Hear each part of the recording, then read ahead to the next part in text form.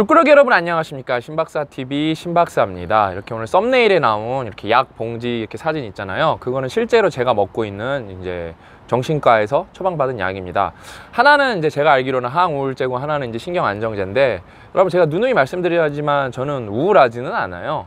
근데 이제 뭐라 그럴까, 제가 스트레스를 받았을 때, 그게 매니지먼트가 안 됐을 때, 이렇게 처리가 잘 안 됐을 때 그 증상이 공황장애 증상이랑 되게 비슷하죠. 호흡이 안 되고 머리가 엄청나게 아픕니다.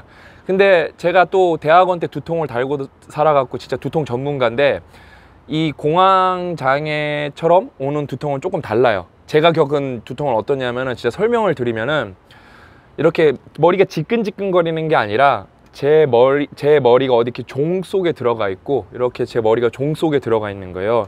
그러면서 누가 이렇게 종을 계속 치는 느낌이에요. 그래서 이게 두통이 아니라 윙 이럽니다. 윙, 진짜 고통스러워요. 그러니까 그래서 이거를 사실 이제 저를 아껴주시는 의사 선생님도 많으시고, 뭐 인생의 선배님도 많으시고, 뭐 성공하신 분들도 많고, 그래서 제가 이제 이 얘기를 하면은, 이거를 대중한테는 알리지 말아라, 이렇게 많이 말씀해 주셨어요. 그러면은 너가 하는 사업에 지장이 있을 수도 있다. 그거를 리스크라고 생각하는 사람이 있을 거고, 그래서 너한테 사업을 안 주는 사람도 많을 거고, 너를 이렇게 신뢰를 덜하는 사람이 생길 거다. 왜냐면 그게 언제 이렇게 터질지도 모르기 때문에. 그래서 맨 처음에 그 얘기를 들었다가 이제 저는 그 말을 따르지 않았죠. 결국에는 여러분이랑 이걸 다 얘기를 했으니까.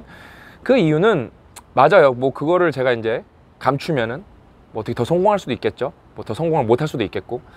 근데 제가 이렇게 따져 보니까 나 자신을 있는 그대로 드러내지 못하면서 하는 성공이 과연 인생에서 어떤 의미인가를 생각해 보니까, 그냥 만약에 그거를 리스크로 생각하시고 그 다음에 그거를 이렇게 탐탁치 않게 생각하시는 분들은 나랑 인연이 아닌가 보다 생각하고 이거를 다 주변 사람들한테 이제 말하기로 했죠.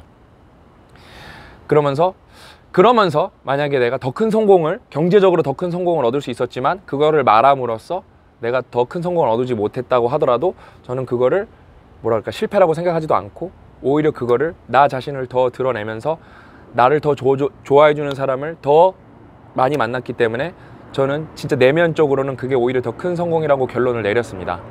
그러면서 제가 이 얘기를 자주 할 수밖에 없는 이유가 이제 옛날 이야기인데요. 제가 이제 봉천동에 두산 아파트 살 때였는데, 비행기 지나가니까 잠깐 쉬었다가,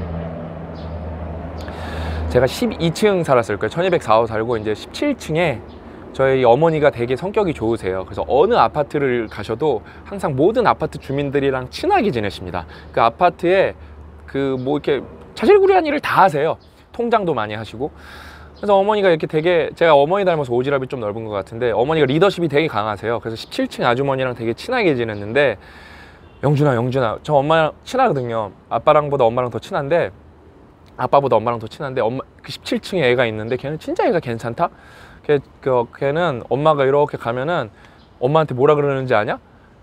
아주머니 오셨어요. 그런데 그게 동네 아줌마 같다고 이렇게 아주머니 오셨어요 그렇게 인사하는 경우도 사실 드물잖아요. 이렇게 방으로 들어가거나 아는 체 잘 안 하잖아요.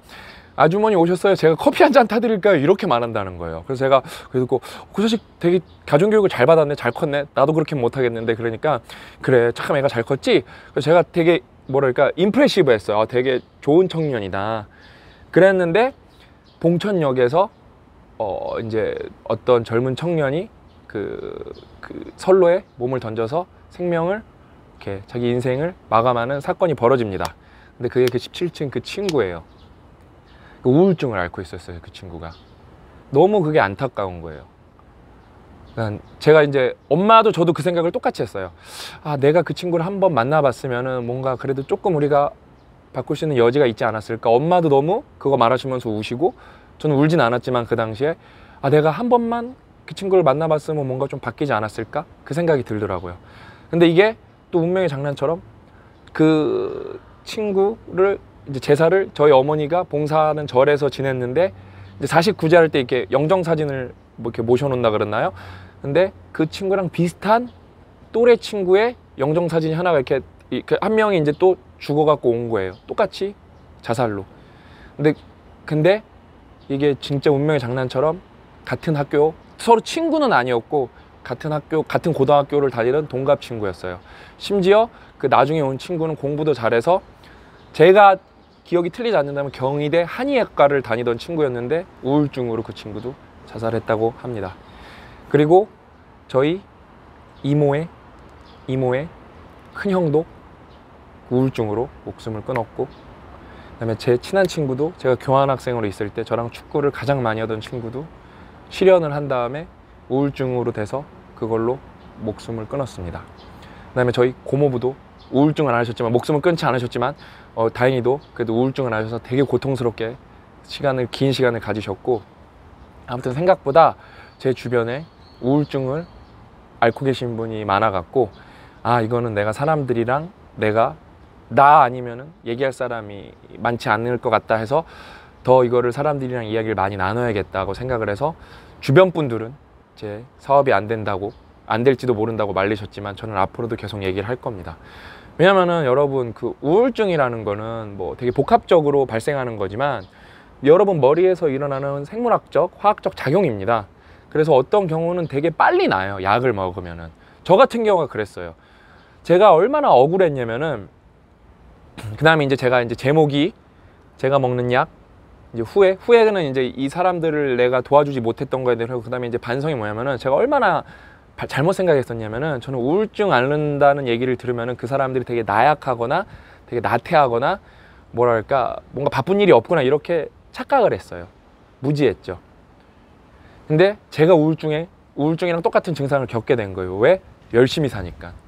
스트레스 매니지먼트가 안 되면서 우울증이랑 똑같은 증세를 겪은 거예요. 그래서 항우울증제를 먹고 있고 신경 안정제를 먹어야 되는 거예요. 제가 그래서 이게 얼마나 진짜 억울했었냐면은, 제가 이 호흡보다도 두통이 너무 고통스러웠어요. 진짜 누가 악마가 종을 내 머리에 씌우고 쫓아다니는 것 같아요. 미칠 것 같아요. 그래서 제가 한 번은 고 작가님이랑 통화하면서 막 진짜 엉엉 울었어요. 그러면서 내가 만약에 형 이렇게 해서 잘못되면은 우리 채아랑 우리 와이프는 잘 먹고 잘 살게 해달라. 그러니까 고 작가님도 막 엉엉 울면서 개소리 하지 말라고. 근데 제가 진짜 진지하게 말했어요. 너무 고통스러워서. 막 진짜 막 엉엉 울면서. 지금도 그 생각하면 막 눈물이 날 것 같아요. 근데 이제 그랬는데, 그러니까 제가 겪어보니까 제가 이제 반성을 하는 거죠. 아, 나는 진짜 편협한 사람이었구나. 내 인생의 기준이 세상의 뭐 전부인 것 마냥, 나의 알량한 이 지식, 나의 알량한 요따만큼의 경험이 세상의 전부인 마냥 생각하고 다녔구나. 너무 억울한 거예요. 나는 진짜 최선을 다해서 살았는데 스트레스 매니지먼트가 안 된다는 게 너무 억울한 거예요. 그래서 눈물이 계속 났어요. 진짜 시도 때도 없이. 두통이 너무 안 나니까. 그래서 이제 신경과를 갔다가 거기서 처방해주는 약은 한계가 있어서 이양승 원장님이 자기가 믿고 이제 따르시는 정신과 의사 선생님이 계시니까 거길 꼭 가라 그래서 거길 가서 약을 먹고 나니까 정말 금방 좋아졌어요. 정말 금방 좋아졌어요. 근데 또 여러분 다 달라요. 어떤 분은 약을 먹어도 안 좋아지는 경우가 많아요. 실제로 많아요. 근데 저 같은 경우는 우울증에는 아니에요. 저는 우울한 적은 없다니까요.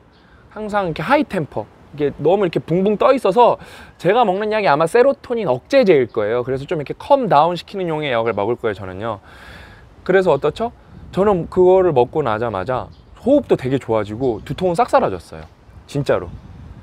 아, 그래서 이게 진짜 전문가랑 상담을 해야 되는구나. 그 다음에 여러분이 가장 걱정하는 거, 뭐 이렇게 정신과 약을 먹으면 중독된다는데, 여러분 그게 단계별로 다 달라요. 맞아요. 의존성이 높은 약이 실제로 존재합니다. 근데 제가 보면은 그 캡슐에 들은 약이 이제 썸네일에 있고 그냥 하얀 약이 있는데, 그 캡슐에 들은 그 하얀 약은 아예 의존성이 없고, 그 캡슐에 들은 약은 의존성이 요만큼 있대요, 선생님이. 진짜 그건 없대. 그래서 실제로 저도 지금 이 약을 먹은 지 2달이 넘어가거든요. 저는 심지어 지금 뭐 우울한 증세가 없어요. 그 다음에 호흡도 잘 되고 두통도 없습니다. 근데 선생님이 이게 제가 근데 배 아픈 게 있어요. 제가 이제 CT도 찍고 다 했는데 이것도 스트레스인 것 같다. 제가 왜냐면 내과에서도 그래서 우울증 약을 처방을 하고 신경 안정제를 처방을 합니다. 왜냐면 다 찍어봤는데 안 나왔기 때문에. 근데 이것도 아직까지 배가 아픈 거 있지만 빈도도 낮아지고 통증 빈도도 낮아지고 강도도 낮아졌습니다. 그래서 의사 선생님이 근데 이거는 되게 약을 좀 오래 복용을 해야 완치가 확실히 된다는 거예요. 그러니까 지금 옛날 같았으면은 이제 먹었으니까 낫다, 이제 나 먹지 말아야지 그랬을 텐데, 지금은 어떠냐? 이거를 이제 전문가의 말을 진짜 새겨 듣고, 아, 이게 지금 다 나은 것 같아도 다시 재발될 수가 있으니까 선생님이 먹으랄 때까지는 계속 먹자. 그러면서 제가 2주에 한 번씩 가면서 약을 처방을 꼬박꼬박 받으면서 정말 많이 났어요. 정말 거의 다 지금은 없어요, 증세가. 엄청나게 스트레스를 최근에 많이 겪었어도 호흡도 하나도 안 아팠고 안 가빠졌고 두통도 없었습니다. 그만큼 여러분, 그러니까 예를 들어 우울증 관련해서는 뭐 여러분 주변 사람 말 듣는 것보다 정신과 전문의랑 상담을 하는 게 되게 중요합니다. 네. 진짜 제가 여러분들한테 꼭 말씀드리고 싶은 거예요. 제가 겪으면서. 그 다음에 여러분 주변에 마음이 아픈 사람이 생각보다 많습니다.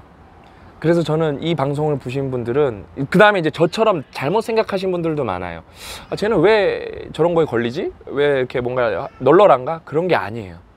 생각보다 여러 가지 이유로 우울증에 걸리고 이렇게 신경 불안에 우리는 걸립니다.